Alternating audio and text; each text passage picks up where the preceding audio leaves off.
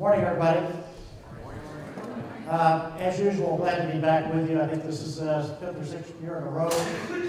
My job is to very quickly kind of regroup you from the break and get you up and running for 2019. So those of you who were with us in last January and last August know we talked about what it would take to be successful in 2019, and I've heard from about half of this room that's well on their way to getting started. So again, I'm going to make this fast, but also want to listen to what you've got to say. I can still say welcome to 2019, Happy New Year. We've only got a couple of days left, right? On this date, in 1958, the Lego company started printing their bricks, which you can still use. Now, there's an implications for the medical device industry in this statement. Notice there's still, you can use a brick from 1958, it still works if you go down to Carlsbad and to Lego.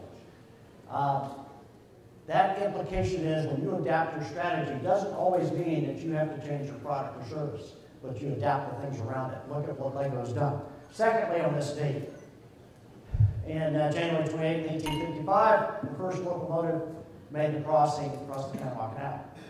Now, there's an implication in this for you as well, in that when that railroad was built, it was owned by the Panamanian government. Still is, although they're losing it. The Chinese now own 43% of the assets. They have proposed to build a fourth set of locks, which means they effectively will own the Panama Canal. And that has great global trade applications, but it's also a story about infrastructure. So, implication for you too. So, I don't have 14 minutes. I'm going to cut it faster than that. I'm going to get you started on this journey, talk about the minefields, and then hopefully get you off on some steps to go forward. Here is the perennial issue for executives today. It's the issue for all the executives that come through our meetings, and I'm sure it is for you too. That is being blindsided by the competition, the unknown coming at you. And it looks like this. How many times you're sitting on an airplane, you're on a cross-country flight, nice smooth flight, and then suddenly you get jolted, almost jolted out of your seat. That happened to you before? What's the first thing that you do? You get jolted. Gas. You gas, but what's the first place you look? You look out the window. As if you're going to expect to see a bump or something out there. It's air, folks. You're never going to see anything. No matter how hard the plane is going up and down, you're not going to see it. And that's the challenge in today's marketplaces. You're not going to see the next competitor coming. They're not going to forecast the moves. The market's not going to tell you where it's going. So we've got to be prepared for that turbulence that's going to be often unseen. Here's what you've said in the medtech industry. You expect to be more innovative, but you don't have the processes, practices, or infrastructure to get it done. That's what you've told us. You've also told us this. We're leaders, but we're not leading. We innovate, but we're not really leading the rest of the industry sectors. That's what you've told us over the past couple of years. So given that, what do you expect to happen for 2019? Here we are a few days into it. What are your primary challenges in a word today? Somebody shout them out. What are your challenges? Henry, what are you looking at as a big challenge in 2019? Probably cash more than anything else. How what? Cash. Cash is king, absolutely.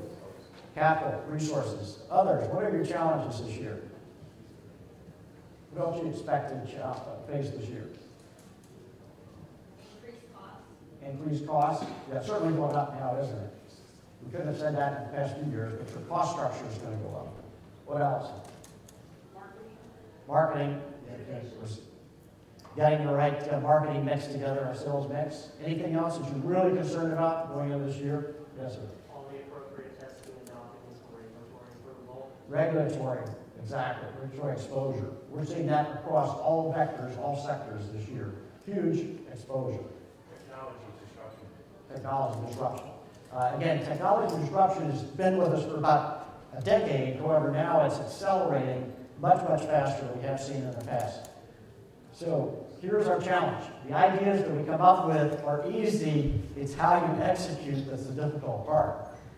My background, as most of you know, has been big corporations. In the medtech space, the pharmaceutical space, it was with Bergen Brunswick, now Bergen. But in all of these big companies I worked with, we had a challenge, and that challenge was being able to move like a small company, to be able to adapt. Your challenge, even if you're a small company, is being able to adapt and move in today's marketplace. So with that, about 15 years ago, we formed this advisory firm, which is like a McKinsey-type company that works with small and large-cap companies on refining their strategy. And I'm really pleased today to announce that Orange County Business Journal nominated our team for helping other entrepreneurs. We're nominated for this entrepreneurship award for this coming year. Our work in advising clients led to the creation, as Dan mentioned, of the Executive Best Practice Forum, which is several thousand C-suite members, C-suite leaders, small, mid-cap, large-cap companies that get together across all verticals, medtech, engineering, construction, technology, healthcare, to look at emerging trends and how it's going to impact them and come together to form strategic alliances and create new opportunities. That's what we've been doing now for 10 years across 300 plus forums. So a lot of this data I'm going to give you comes directly from these meetings we have. I'll put this all up. These are the people that show up at our meetings. Again, small cap enterprise leaders, venture capitalists, investment bankers, private equity, community leaders, etc. That's who comes into these forums, and we're examining what we call next practices. Here's the thing. A lot of industries like medtech, they pride themselves on benchmarking each other, which is exactly the opposite of what you should be doing. In an ideal world, you should be looking at what's next for you and your business model, not someone else. Now, I don't know about you, but in graduate school and B school, we were taught no one is unique. Everyone has the same business model, which is exactly the opposite of today's world. Your business model has to be unique for you, your markets, your people, your stakeholders. So this idea of creating practices that work for you. The quick commercial I get, the only one commercial I'll give you is to join you at our next meeting, which is at the end of February, which will look at the impact of women on boards. Which, by the way, by California law this year, if you're a publicly traded company, you've got to have at least one woman on your board. So far, 184 companies are out of compliance in California. There will be 700 board seats for women coming up in the next 12 months. 700. So join us on February 22nd, and this impacts you whether you're public, private, profit, nonprofit. All right. Here's my quick recommendation for you. Today's requirement requires agility, so we're going to talk about strategy in terms of vision, purpose. It requires structure and a new design for your organization. Again, I'm speaking to you whether you've got $500,000 in sales or you've got $5 billion in sales. These apply. Process, a structure, and a way to build your ecosystem. Keep going here. People, creating an entrepreneurial mindset, and technology. These are the 5 things you need to look at as we go into 2019. So let's take them one at a time. How many of you have crafted something on a vision statement or a purpose for this coming year? You got one? Anybody care to take it on? Just a quick statement of your purpose, please. Anybody want to take it on? Okay. All right. It's tough, isn't it? The idea is you're on a quest. I'm not sure what that quest is. It's going to be slaying the competitive your competition. It's going to be tackling the med tech market. You're on some kind of quest. What is that quest that's going to drive investors, stakeholders, employees, and others to follow you up that hill? That's got to be really, really clear. Secondly, that quest has to be recognized that you are not just a sole entity. That is, you've got a bigger perspective. I love this quote. Galileo got it wrong. The earth does not revolve around the sun. It revolves around you, and has been doing so for decades. At least that's the business model we're employing today. That means we're not taking the big perspective, and this is where it gets us in trouble. San Francisco company called Scoot. Great idea, electric bikes. They would offer them up to the public. Free rides, free exchange for a nominal cost. They anticipated that some of these bikes would be stolen and some would be vandalized. So they estimated, okay, we'll erode a few of these. And they put 650 bikes out on San Francisco streets. Within 2 weeks, 200 were vandalized or stolen. The business model was dissipated almost overnight because they kept thinking so centrically around their business model, not really looking at reality. not looking at reality. So that's challenge one. Challenge two, building monuments to ourselves. Apple headquarters, right? Here's my saying. If you see people doing this, short the stock. Because 9 times out of 10, you're going to see the stock fall. Now, I'm not going to say Apple's going to go away. No, that's not what I'm saying. I'm just saying you run a risk when you get so myopic, you start building monuments to yourself. So that's a risk. Second, build an ecosystem around you. This happens to be a slide from where we're based at UCI Applied Innovation. I think most of you have been to the Cove. If you haven't, you need to get over there. We'll be having our meetings over there February 22nd. This is the ecosystem of Orange County. From the Cove perspective, we're really pleased to be at the center of that circle. But look at all the entities that are available to you as an enterprise in this county that provide capital resources, consulting, mentoring, other channels that will help you grow. Here's my point. You don't have to do it yourself. You may have internal structures or processes or people performing tasks. You don't need them. If you leverage against this ecosystem, talk about cost, that's going to save you a lot of cost. So I encourage you to take a really close look at the big picture of what's going on, even here locally, that's available to you. Secondly, your innovation resources kit. You may have just been looking at certain types of capital, but you may want to look broader than that. You may want to look at other resources that are available to you.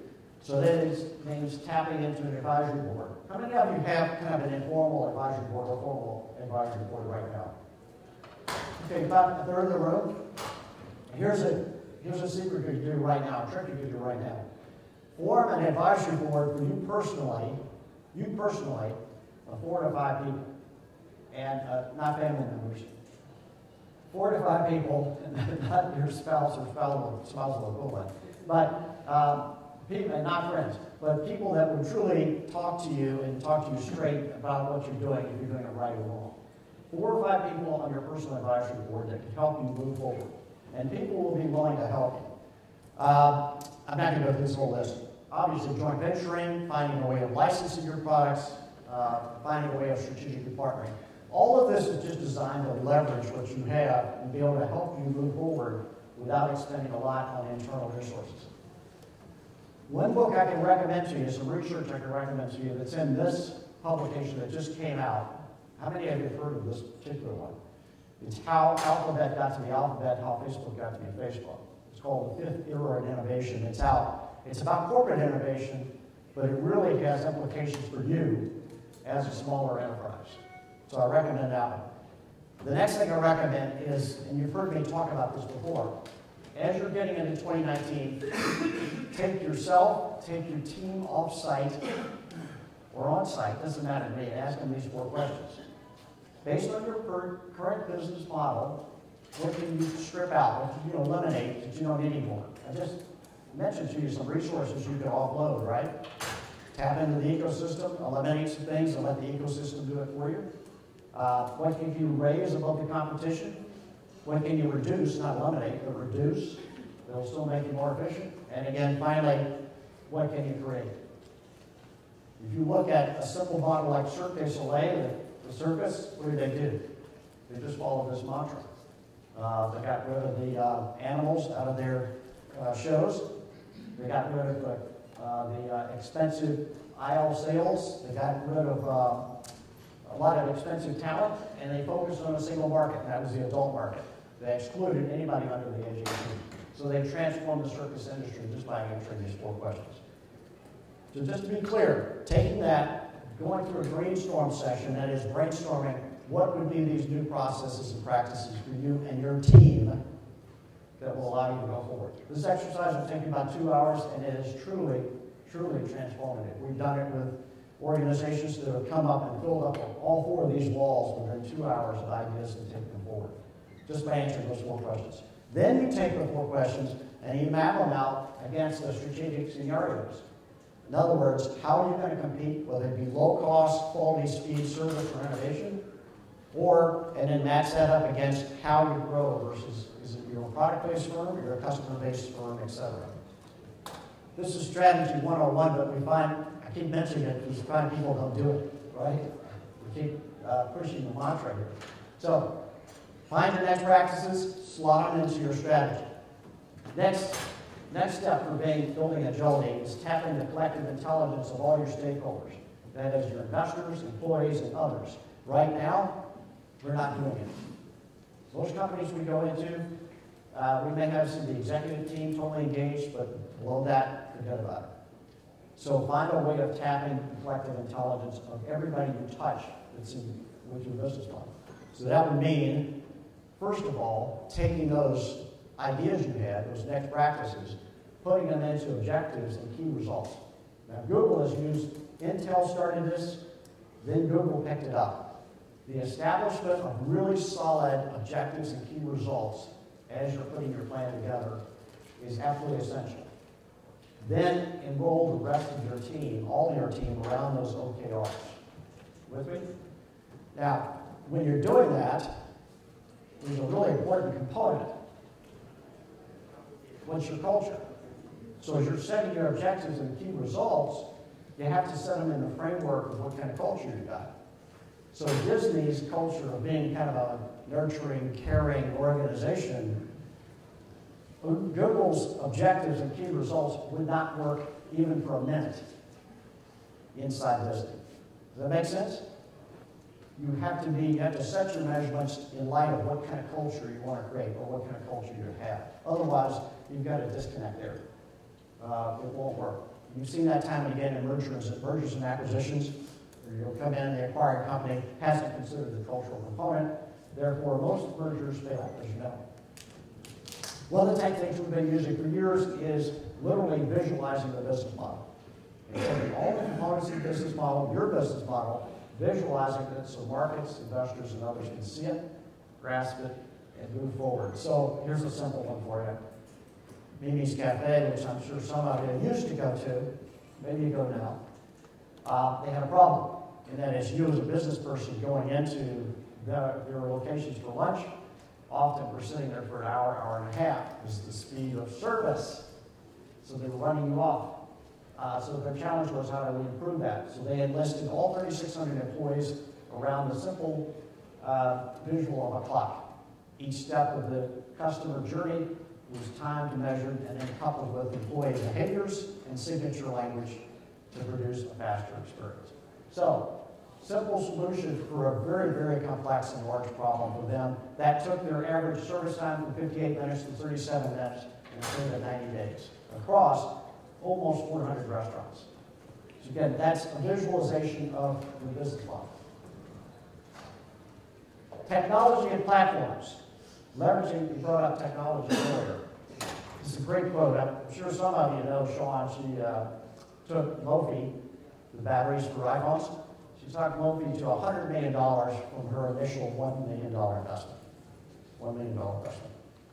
And she did that she's a brilliant businesswoman for starters, but also she talked about going ahead and investing in digital platforms 2 steps ahead of where you are today. So in other words, maybe you don't feel like you're ready for an SAP. Maybe you're not ready for a full-blown Salesforce CRM. But going ahead and start to build that infrastructure now so that when you do scale, you're ready to take it on. If you wait too late, and she said this frequently, she said, hey, I was at $50 million and I'm still working on a CRM for a 2-person shop. So buy into the larger platforms that are going to allow you to scale quickly and more efficiently as you go forward. When you're looking at data, also make sure it's holistic. So when we look at customer data, too many times we hear from entrepreneurs, well, they've heard from their NPS or they've heard from direct customer surveys, but they fail to measure how well we've looked at competitor insight, competitor foresight, peripheral vision. There are actually 8 dimensions to customer centricity that you want to look at. So as you're looking at your data, make sure that we're really slicing and dicing it correctly. Also, when you're doing that, again, leverage. It's about leverage if you're a small company.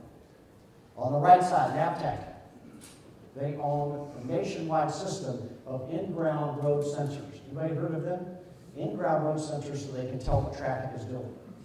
Now, they built this huge infrastructure, very costly infrastructure, And they said, we're going to sell the data to Apple and Google for your iPhone. They were so successful that Nokia came in and paid $7.1 billion for that expertise, for that knowledge. Now, that happens, and then less than a year later, Waze was created, which did not leverage in-ground sensors, it leveraged crowdsourcing intellect. So they tapped into you, being already on the road, to tell the system where the traffic was and where the police were, and where the pitfalls were. They grew that and sold that to Google for $3.1 billion, and now that's 4x exceeded Navtex's market cap, I think a factor of about 5. So, implication here, do you need to build out huge infrastructure, invest in huge physical infrastructure? No. How can you leverage your platform by crowdsourcing and using connections that are already there? Okay, here's your starting point, and we'll wrap with this. Getting started right now, walking out of this room today, here's what I recommend. Start planning your planning session for either a few weeks from now or no later than 6 months from now. Pulling your team together, getting the right data together, but don't over accumulate data. Get what you can right now. And then from there, set up a session with you and your key stakeholders of how you can pull this together. And that's going to look at the markets, it's going to look at competition, it's going to look at your employees, it's going to look at your markets. You're going to ask yourself the four next practice questions that are going to take you to the next level. And to start the entire session, the entire strategic planning session, you're going to do one exercise. It's the elimination exercise, right? What are you going to stop doing? What are you going to stop doing? And those of you who have employees, you're going to see the relief on their faces when you start with that exercise. Because that automatically takes things off their plate, frees them up to support what you got them to do for 2019. Does that make sense? Like cleaning house, like going in the kitchen or going in the garage, God forbid going in the garage, and trying to clean that out, but cleaning it out and starting fresh. Right? That's where we start from here. And set 6-month targets. Why is that important? We started the session with temporal landmarks, January 1, 2019. That's a temporal landmark. Everybody remembers it. How can you create for your investors and all your stakeholders temporal landmarks every 6 months so they get excited about it? We've reached our OKRs at 6-month level. We've grabbed more market share at 6 months. Set up some measurements where you can celebrate it. Why 6 months? It's not too far out. It's not too short. Human behavior takes 6 months to change. A habit takes 6 months to truly change. Same thing in business. We want something where we can measure and we can see some real progress within 6 months, but not too far out. So set those stages. All right. Lastly, when you've got your plan done, over-communicate it until you get blue in the face. I love this quote by Jeff. That is, when you get tired of saying it to people, where you're going and what you're going to do, be all about, what you're going to accomplish, then keep going on more, because people need to hear it. Here's my challenge to you. 2/3 of corporate strategy, I mean anybody's strategy, 2/3 of it is never executed. And those that do execute, a lot of times fail. So here's your opportunity to just get into action today and start that planning process and go forward from there. And with that, I appreciate your time this morning, and we'll stick around for a while this morning and look forward to meeting all of you. Thanks again, guys.